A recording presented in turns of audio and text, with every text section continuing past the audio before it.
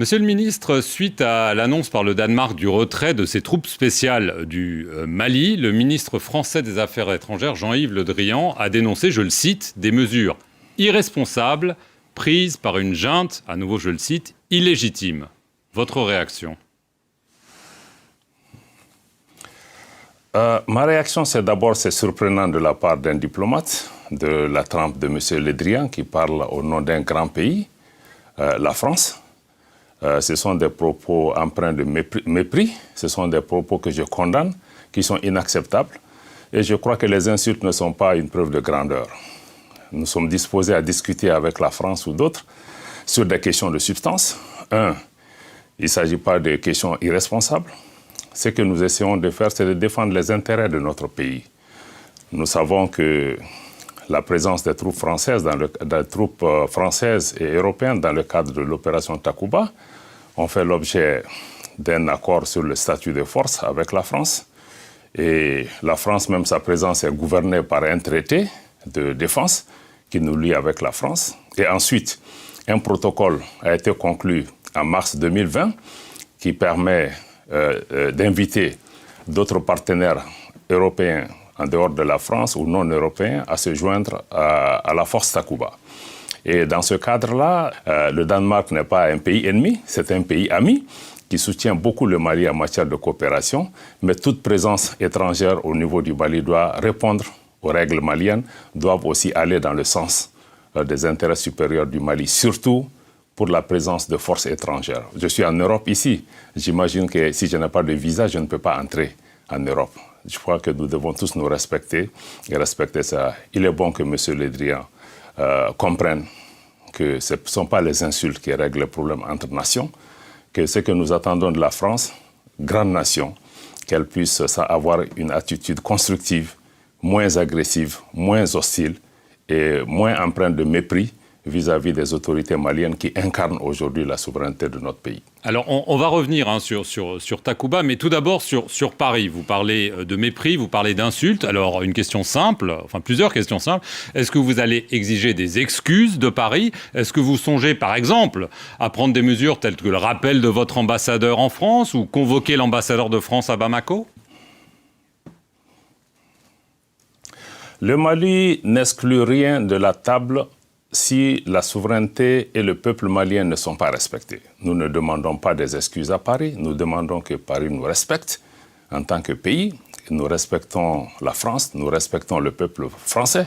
D'ailleurs, il n'y a pas de problème entre les peuples français et les peuples maliens, mais l'attitude des autorités françaises doit changer pour prendre en compte cet élément, qu'il y a des autorités responsables au niveau du Mali et que seul un engagement avec ces autorités permet de gérer leur présence au Mali. Et cette présence doit répondre aux intérêts supérieurs du Mali. Et nous sommes en train de revoir plusieurs accords et traités de défense pour nous assurer que ces traités ne violent pas nos dispositions constitutionnelles, ne violent pas la souveraineté du Mali et prennent en compte l'intérêt des Maliens. Si ce n'est pas le cas, le Mali n'hésitera pas soit à dénoncer, soit à demander un réajustement de ces différents traités. Nous sommes conscients que certains de ces arrangements ont été conclus par le gouvernement précédent. Il y a la continuité de l'État, mais rien ne saura être au-dessus de l'intérêt supérieur des Maliens, que le président Goïta et le gouvernement sont disposés désormais à assumer et à s'assumer pleinement.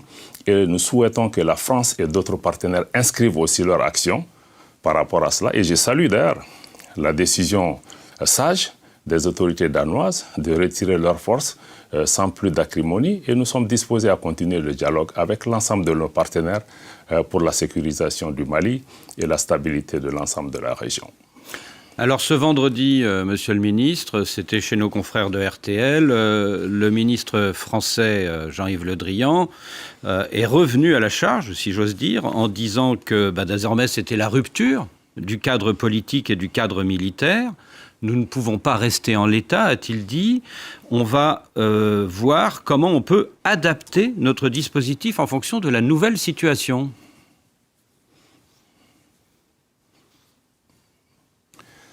Je crois que M. Le Drian doit comprendre que l'engagement avec le Mali ne doit pas se faire à travers les médias et que si ce type de questions sont en discussion, nous sommes tous des diplomates, il y a des canaux pour pouvoir discuter de ces questions. Le Mali non plus n'exclut rien par rapport à ces questions si ça ne prend pas en compte nos intérêts. Donc les menaces, les invectives, les insultes doivent cesser pour donner la place à un engagement réaliste, un engagement constructif entre responsables pour pouvoir voir ensemble comment surmonter ces difficultés, comment surtout faire face aux défis que nous avons qui sont des défis sécuritaires. Donc, pour l'instant, vous ne vous parlez pas entre vous deux, ministres des Affaires étrangères du Mali et de la France. Les ponts sont coupés pour l'instant ? Le Mali est et reste toujours ouvert au dialogue. Vieille nation de tolérance et de dialogue, nous maintenons cette posture. La dernière fois que j'ai rencontré M. Le Drian, c'était à New York. On a eu un entretien franc et direct. Et nous restons toujours ouverts. Je m'entretiens régulièrement avec d'autres autorités françaises. Malheureusement, M. Le Drian ou d'autres responsables français, on ne les entend plus sur les médias parlant du Mali. Et que d'avoir vraiment un engagement constructif, au lieu de soulever le monde entier aujourd'hui contre le Mali. Je le rappelle, cette attitude agressive ou hostile à l'endroit du Mali n'a rien à voir avec les raisons qui sont mises en avant liées au respect de la démocratie, au respect des droits de l'homme, à des coups d'État. Non, le Mali est puni parce que les choix politiques des autorités du Mali ne conviennent pas à certains. Et je crois que nous devons pouvoir sortir de ça parce que même les coups d'État dont on parle, la France applaudit des coups d'État quand ça va dans le sens de ses intérêts, elle condamne quand ça va dans le sens contraire de ses intérêts. Non, cette politique des 2 poids 2 mesures aussi doit cesser. Vous pensez au Tchad ? Je ne pense absolument rien. Et il y a eu beaucoup de pays où il y a eu des situations, il y a eu des politiques de 2 poids 2 mesures, et de la France et même de nos organisations africaines. Et je crois que ceci ne va pas dans le sens de pouvoir répondre aux attentes aujourd'hui des peuples africains et des peuples maliens. Je crois que la France et les autorités françaises, comme les autorités européennes, je crois qu'ils doivent davantage écouter ce qui se passe sur le continent. Le ressentiment et l'exaspération des uns aux autres par rapport à une certaine politique, je crois qu'il faut écouter. Nous-mêmes, dirigeants africains, nous devons davantage écouter ce qui se passe dans les rues africaines, dans les maisons africaines, où les gens demandent un changement de politique, plus de respect, et plus d'engagement dans un esprit d'un partenariat gagnant-gagnant, moins de paternalisme et de condescendance, malheureusement, que nous voyons au quotidien et que nous dénonçons. Monsieur le ministre, vous dites que vous réservez votre réponse à la demande de la Norvège, du Portugal et de la Hongrie d'envoyer des soldats sur votre sol. Est-ce à dire que vous allez dire non à leur demande ? Est-ce à dire que, parlons franchement, Takuba, c'est fini ? Ce que nous pouvons dire, nous ne disons pas non. Le Mali apprécie les contributions de l'ensemble des partenaires pour la sécurisation de la région. Et le Mali souhaite que tous les partenaires qui sont en mesure de contribuer à la paix et la sécurité de la région, dans le cadre de notre vision de la sécurité, puissent venir. Ce que nous n'acceptons pas, c'est que ces présences soient contraires à l'intérêt du Mali. Et ça, nous ne l'accepterons pas. S'il y a aussi des soutiens, que ces soutiens tiennent compte de la politique de défense de nos pays, mais aussi de ceux dont nous avons réellement besoin. Nous avons exprimé des besoins. Si des partenariats ne s'inscrivent pas dans ce cadre, je pense que nous n'hésiterons pas à dire non. Nous avons des dialogues avec chacun de ces partenaires. Nous sommes dans un processus de réévaluation de l'ensemble de ces partenariats et nous aurons un dialogue avec les uns et les autres par rapport à cela. Et le moment venu, le président Goïta ou le gouvernement déterminera quel partenariat nous semble être adapté. Mais nous ne sommes plus dans la situation d'accepter n'importe quoi. Et s'il y a des solutions qui nous sont amenées, qui ne répondent pas à nos attentes, qui ne nous aident pas à répondre, parce que le problème que nous avons, c'est les défis sécuritaires que nous avons sont énormes, les populations sont exaspérées, 8 ans, nous travaillons ensemble, il n'y a pas de résultats. Aujourd'hui, des résultats sont demandés au gouvernement malien, sont demandés à l'ensemble de nos partenaires et nous souhaitons que ces appuis-là puissent aussi être revus pour pouvoir répondre à ces... Nous voulons de l'efficacité, nous voulons des résultats. Et je crois que nous sommes ouverts à l'ensemble de nos partenaires, qu'ils soient de la Russie, de la Chine, des États-Unis ou de l'Occident. Le Mali n'a absolument aucune préférence Notre position est une politique de non-alignement. Nous voulons travailler avec l'ensemble de nos partenaires. Ce que le Mali n'acceptera pas, c'est qu'un pays vienne nous dire que vous pouvez travailler avec tel pays, vous ne pouvez pas travailler avec tel pays. Nous voulons du respect. Nous voulons qu'on comprenne que le Mali, les Maliens, les Africains ont l'intelligence nécessaire de savoir ce qui est bien pour eux, ce qui n'est pas bien, naturellement.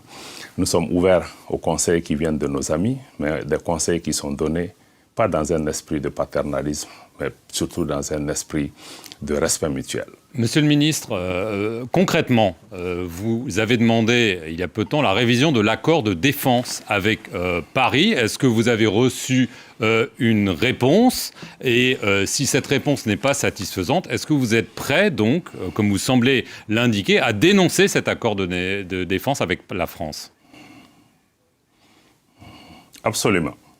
Nous sommes absolument très clairs dessus. Nous avons demandé, dans un cadre diplomatique, nous avons soumis un protocole amendé avec l'ensemble de nos amendements, que vous me permettrez de ne pas détailler ici, parce que les dispositions de l'actuel traité en matière de défense, certaines dispositions sont contraires à la Constitution et à la souveraineté du Mali. Nous avons décidé à les revoir. Nous attendons une réponse rapide de Paris. À défaut de réponse, assurez-vous que le Mali s'assumera par rapport à cela. Est-ce que donc le Mali songe à demander le départ des soldats français de son sol? Cette question n'est pas pour le moment sur la table. Mais elle le sera, visiblement, puisque, vu la situation et vu votre ton et les rapports avec Paris qui se tendent, c'est quand même une possibilité que vous disiez, en effet, ça ne marche pas depuis des années, les soldats français ne font pas le job, entre guillemets, il faut qu'ils partent. Ce qui est sûr, c'est que pour le Mali, si une présence à un moment donné est jugée contraire aux intérêts du Mali, nous n'hésiterons pas à nous assumer. Mais nous n'en sommes pas là. Nous sommes dans le cadre d'un partenariat. Nous avons besoin de l'ensemble de nos partenaires pour autant que ces partenaires inscrivent leur action dans le cadre de notre vision, dans le cadre de notre demande. Mais aucune présence ne saurait être imposée au Mali et au peuple malien si ça va dans le sens contraire de ce que nous souhaitons. Ici, cette présence n'est pas constructive et si on ne sort pas de cette attitude d'agressivité et d'hostilité vis-à-vis du Mali et de ses populations, ce n'est pas ça le partenariat. Qu'est-ce que vous répondez à Jean-Yves Le Drian qui dit qu'il faut rester digne au regard des 53 soldats français tombés au Mali?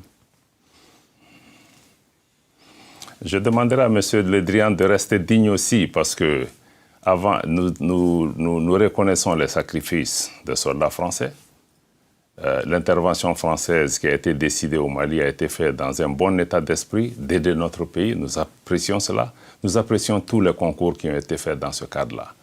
Mais aussi, on doit comprendre qu'avant que la France ne vole le secours du Mali, le Mali et les Africains aussi sont venus mourir ici en Europe pour la libération et la liberté de ces pays.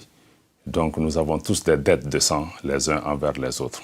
Mais essayons de dépasser cela et de bâtir des cadres qui nous permettent vraiment de répondre aux solutions et pas à travers des dictats, des menaces, des invectives. Je crois que ça se fera seulement dans le cadre de nos intérêts mutuels, dans le cadre du respect dû à chacun, mais qu'on arrête cette mobilisation, toute cette campagne de dénigrement contre les autorités maliennes. Et nous ne sommes pas impressionnés par cela. Monsieur le ministre, vous nous avez parlé de la Russie parmi les partenaires du Mali. Or, il y a quelques jours, le général américain Stephen Townsend, qui commande AFRICOM, a affirmé le groupe Wagner, c'est-à-dire les paramilitaires et mercenaires russes. Le groupe Wagner est au Mali, ils sont plusieurs centaines, le monde entier le voit et cela nous préoccupe. Est-ce que vous confirmez ? Encore une fois, je ne suis pas plus impressionné. Vous savez, c'est la même Amérique, notamment à travers le général Colin Powell, qui, au Conseil de sécurité des Nations Unies, a montré des photos satellitaires et des preuves au monde entier qui nous ont tous convaincus que l'Irak dépose d'armes de destruction massive. La suite de l'histoire, vous la connaissez, elle était totalement fausse. Donc ce sont des mensonges. Ça a été mené à ce pays à cause de... Absolument. Et pourtant, le commandant américain d'AFRICOM ajoute que Wagner bénéficie du soutien d'avions de l'armée russe pour son déploiement. Ce que je peux vous dire et que nous avons dit de façon constante, le gouvernement du Mali a fait un communiqué absolument très clair sur la question. La coopération avec la Russie est une coopération historique. Le Mali, depuis son indépendance, a été fortement soutenu par l'ex-URSS, plus tard par la Russie. 80% du personnel militaire malien avait été à l'époque formé en Russie ou en ex-URSS. Et même aujourd'hui, 80% de nos équipements viennent de ce pays. Notre coopération avec la Russie est une coopération d'État à État. Le Mali ne s'adresse qu'au gouvernement russe qui répond à nos sollicitations avec une grande célérité, une grande efficacité. Les 7 derniers mois, les équipements et les fournitures qui ont été acquis via cette coopération n'ont jamais été, ce type d'investissement n'ont jamais été faits au cours des 15 ou 20 dernières années. Vous savez, nous aimons bien la coopération avec nos amis occidentaux, mais ils doivent comprendre que nous sommes dans une situation de guerre, guerre contre le terrorisme. Nous cherchons des solutions. Et nous irons partout où nous pouvons trouver ces solutions, si c'est à Paris, si c'est à Bruxelles, si c'est à Washington ou bien si c'est à Moscou. Et aujourd'hui, grâce à cette coopération, vous l'avez noté, des succès opérationnels importants sont en train d'être enregistrés sur le terrain dans la lutte contre le terrorisme. Nous souhaitons que d'autres partenaires aussi puissent venir nous accompagner dans ce cadre-là. Alors, comme vous ne voulez pas officialiser ou confirmer la présence du groupe Wagner, est-ce que ça veut dire, puisqu'il y a ce partenariat dont vous vantez la qualité et les bénéfices, est-ce que des troupes russes pourront bientôt arriver, des troupes officielles russes au Mali, justement dans le cadre de cette lutte antiterroriste? Est-ce que c'est ça qui est en discussion avec Moscou? Ce que nous avons indiqué de façon constante, le Mali a acquis des équipements avec la Russie. Le Mali reçoit aussi des instructions russes qui viennent accompagner nos unités à pouvoir manier ces équipements et ces armements. Mais pourquoi pas des soldats, monsieur le ministre? Un appui technique est fourni dans ce cadre. Nous n'avons pas ces questions-là à ce stade et aussi il s'agit de questions de défense et de sécurité de notre pays que nous n'allons pas discuter dans les moindres détails ici à votre micro. Mais je peux vous dire que ceux qui sont présents au Mali sont des assistances techniques qui viennent aider nos unités à pouvoir faire face à la menace sécuritaire. Et nous souhaitons que d'autres partenaires aussi. La porte n'est fermée à personne au Mali. Nous souhaitons que tout le monde puisse venir nous aider, mais qu'on sorte un peu de tout cette campagne sur Wagner ou sur d'autres. Le Mali a un problème sécuritaire. Le Mali est un État qui se bat contre le terrorisme. Nous faisons face aux groupes terroristes les plus violents sur cette planète. Al-Qaïda au Maghreb islamique, maintenant dénommé JNIM, l'État islamique au Sahara. Nous faisons face à des conflits intercommunautaires dans le centre du pays. Le problème du Mali n'est pas Wagner. Le problème du Mali, c'est un problème d'apporter la sécurité aux Maliennes et aux Maliens. C'est notre responsabilité. Et nous ferons tout ce qui est nécessaire conformément à nos lois et conformément aux traités internationaux pour pouvoir répondre à cela. Et nous souhaitons que les autres qui sont en train maintenant de faire toute cette campagne autour de Wagner, qui prennent un peu de recul, qui viennent voir avec le Mali quel problème sécuritaire vous avez et quelle peut être notre contribution à pouvoir résoudre. Je pense que c'est ce dialogue que nous attendons de nos partenaires. Depuis le 9 janvier, Monsieur le Ministre, votre pays est lourdement sanctionné par vos voisins de la CEDEAO. Mais dans un communiqué, hier, la CEDEAO dit attendre de vous un calendrier raisonnable et réaliste pour la tenue des élections. Elle ajoute que les sanctions seront levées progressivement sur la base de ce chronogramme et de sa mise en œuvre. Est-ce pour vous une petite ouverture ? D'abord, permettez-moi d'indiquer que le Mali est membre de la CEDEAO. La CEDEAO a été fondée au Mali en 1975. Nous sommes membres fondateurs et nous sommes partie prenante aussi de l'ensemble des textes qui sont agréés dans ce cadre-là. Mais dans le même temps, il faut reconnaître que nous ne reconnaissons plus notre organisation. Parce que récemment, les sanctions qui ont été prises contre le Mali, certaines sont conformes, mais l'embargo économique et financier, la fermeture des frontières est un acte illégal, illégitime et injuste.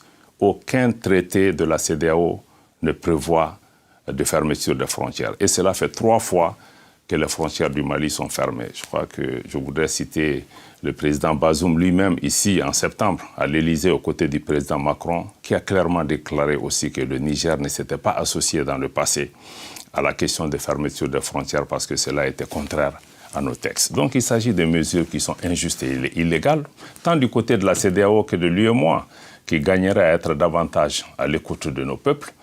Et l'UEMOA aussi, nous sommes partis d'une union monétaire où nous avons souverainement donné notre droit d'émission monétaire à une institution qui aujourd'hui a pris des décisions qui ne sont pas conformes parce qu'une banque centrale n'obéit pas à l'autorité politique, n'obéit pas à des critères politiques.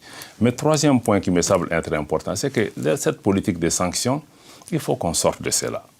Le Mali, ce dont nous avons besoin, c'est l'accompagnement, c'est l'écoute, c'est le dialogue, c'est la compréhension. Aujourd'hui, si les sanctions contre le Mali, qui sont les actions au-delà de la normale, étaient efficaces, il ne se serait pas passé ce qui est en train de se passer au Burkina. Donc revenons maintenant dans le cadre du dialogue. Le président Goïta l'a indiqué au Mali après la prise des sanctions.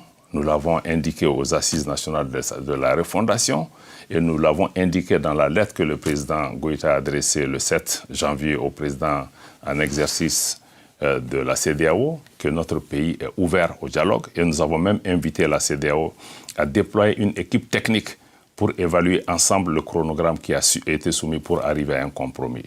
Et plus récemment, il y a beaucoup d'interactions avec l'Algérie, avec l'Union africaine, avec beaucoup d'autres voisins pour pouvoir trouver la solution. Nous sommes dans cette dynamique et nous espérons que ces différentes démarches nous permettront d'arriver à un chronogramme qui soit consensuel, mais qui doit prendre en compte les aspirations des Maliens. Et nous sommes prêts au dialogue, mais nous n'allons pas braver les intérêts de notre pays par rapport à cela. C'est ce que je pouvais dire en ce qui concerne cela. Et nous allons continuer à œuvrer ensemble pour pouvoir trouver une solution. Les sanctions sont ce qu'elles ont leurs limitations aussi, mais le Mali demeure attaché à un retour à l'ordre constitutionnel qui n'est pas remis en cause. Certes, les délais n'ont pas été rencontrés, mais le retour à l'ordre constitutionnel demeure un engagement solide du Mali pour aller de l'avant. Ce que nous souhaitons, c'est que nos frères et sœurs de la région puissent prendre le temps nécessaire de nous comprendre, de nous écouter comme nous devons aussi les écouter, de mieux apprécier la complexité de la situation au Mali, un pays en guerre comme je l'ai indiqué, pays lui-même qui est victime du terrorisme. Parce que je le rappelle encore une fois, le Mali est tombé suite à l'intervention occidentale en Libye. Parce que tout le monde accuse le Mali d'être l'épicentre de l'instabilité. Non, le Mali est victime. Et le Mali cherche à se défendre. Le Mali a besoin de tous pour qu'on puisse travailler. Le Mali, ce n'est pas une question seulement d'élection. L'élection est indispensable pour tout processus démocratique. Mais ce que nous disons, il y a quelques préalables qu'il faut regarder. Il y a des réformes politiques et institutionnelles qui sont nécessaires pour assurer une gouvernance vertueuse. Il y a des conditions à réunir pour avoir un niveau de sécurisation minimal pour la tenue d'élections, parce qu'il y a beaucoup de localités aujourd'hui au Mali où il est impossible d'organiser des élections. Je rappelle qu'il y a quelques mois, le chef de file de l'opposition, le regretté Soumaïla Cissé, avait été enlevé lors d'une campagne électorale. Donc nous sommes dans une situation sécuritaire extrêmement complexe. Nous voudrons que les partenaires et nos amis viennent avec nous, regarder cette situation et voir ce qui est possible dans un délai raisonnable pour que nous puissions revenir. Je rappelle que la démocratie est d'abord dans l'intérêt des Maliens. Monsieur le ministre, personne ne peut ou n'aime le Mali mieux que les Maliens eux-mêmes. Monsieur le ministre, on comprend qu'il y a en effet un dialogue sur ce fameux chronogramme. Vous aviez proposé initialement 5 ans, puis 4 ans. Le président algérien, vous avez parlé de l'Algérie, Abdelmajid Tebboune, lui propose une transition qui dure 16 mois au maximum. Est-ce que pour vous, ça c'est une option viable, c'est un compromis possible, de façon très concrète ? Pour nous, toutes les options restent sur la table. Y compris celle-là. La durée est une donnée importante, mais il ne faut pas faire de fétichisme. Ce qui nous semble important, c'est de regarder dans le chronogramme que nous avons soumis, de regarder qu'est-ce qui est prévu comme activité, comme réforme, et nous sommes disposés à regarder avec nos amis et partenaires pour pouvoir évaluer est-ce que le temps que nous avons demandé est le temps dont nous avons besoin? Est-ce qu'il y a d'autres alternatives pour nous pour aller à un compromis? Pour nous, le plus important, c'est de regarder, il y a quelques réformes clés aujourd'hui, comme la mise en place d'un organe unique un organe unique indépendant chargé de l'organisation d'élections transparentes et crédibles, ou comme l'écriture d'une nouvelle constitution, qui sont des données aujourd'hui indispensables, parce que si elles ne sont pas faites aujourd'hui, elles ne se feront jamais. Et dans ce cadre-là, je pense que nous restons ouverts pour pouvoir convenir de la période la plus appropriée et qui prenne en compte l'intérêt supérieur du Mali. Mais 16 mois, c'est possible. Qui prenne en compte les exigences. Je dis que toutes les options, nous sommes ouverts à examiner tout ça. Je ne peux pas, à votre micro, répondre à cette question. C'est l'objet des consultations qui sont en cours. Nous ne nous focalisons pas sur une durée de 16 mois, 2 ans ou 3 ans à ce stade, mais nous voulons qu'on regarde ensemble qu'est-ce qui est prévu, qui est important pour le Mali, qui est important pour le peuple malien, qui est sorti, qui a montré qu'aujourd'hui, on ne peut pas faire juste des élections et tourner le dos. Si on est d'accord sur ça, nous sommes ouverts. Si le temps que le Mali propose est trop long, si des partenaires dans la discussion arrivent à nous convaincre d'une durée moindre, il faut qu'on regarde quels pas les partenaires doivent faire pour aider le Mali à pouvoir faire les choses dans une durée relativement plus courte que ce qui a été demandé. Donc, je crois que nous sommes ouverts. L'ensemble de ces données sont sur la table. Bon, nous n'allons pas, par médias interposés, répondre à tel. Nous saluons l'effort de l'Algérie au niveau du Conseil de paix et sécurité. C'est un pays voisin. Nous remercions pour la solidarité exprimée au Mali en refusant de se joindre à des décisions injustes pour fermer les frontières. Mais nous continuons le dialogue et nous souhaitons que l'Algérie reste fortement impliquée dans le cadre de tout mécanisme qui sera mis en place pour pouvoir trouver un compromis. Vous dites, Monsieur le Ministre, que le coup d'État au Burkina Faso prouve l'inefficacité des mesures CEDEAO contre votre pays. Est-ce à dire que quand vous avez appris ce coup d'État lundi dernier, vous avez applaudi, vous vous êtes senti moins seul?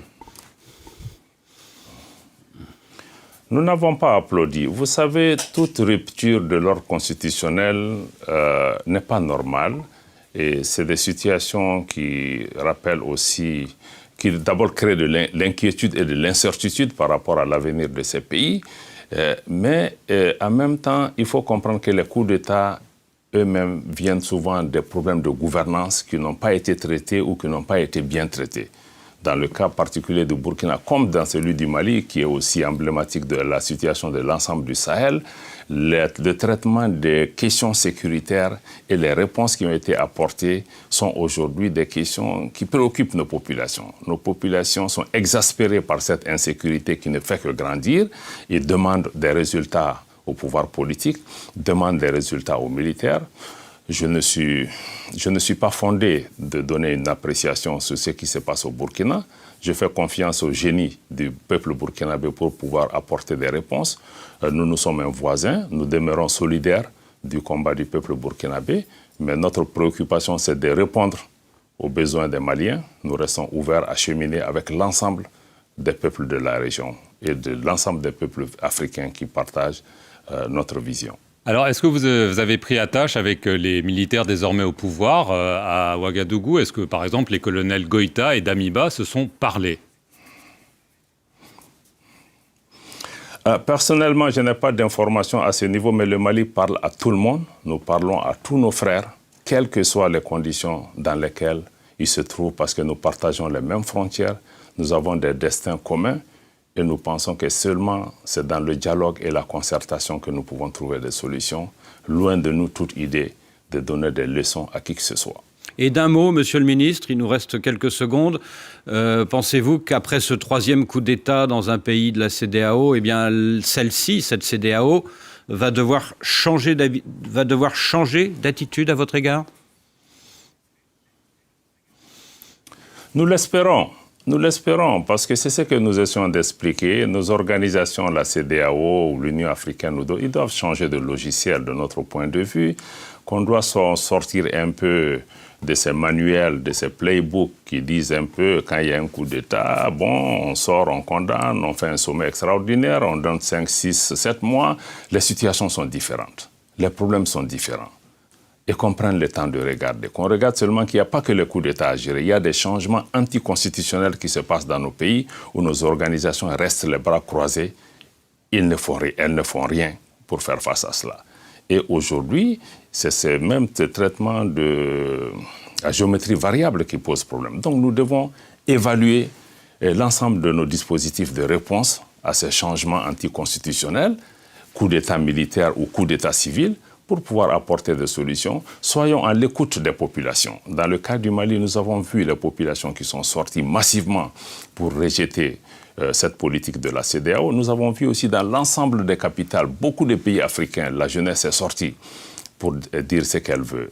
Prenons le temps nécessaire d'écouter nos jeunes, prenons le temps d'écouter les préoccupations de nos populations et de trouver entre Africains les moyens nécessaires. Et nous dénonçons encore une fois aujourd'hui l'instrumentalisation de nos organisations régionales à d'autres desseins inavoués, qu'on laisse les Africains eux-mêmes trouver les moyens, des solutions africaines à nos problèmes. Et nos partenaires sont toujours les bienvenus.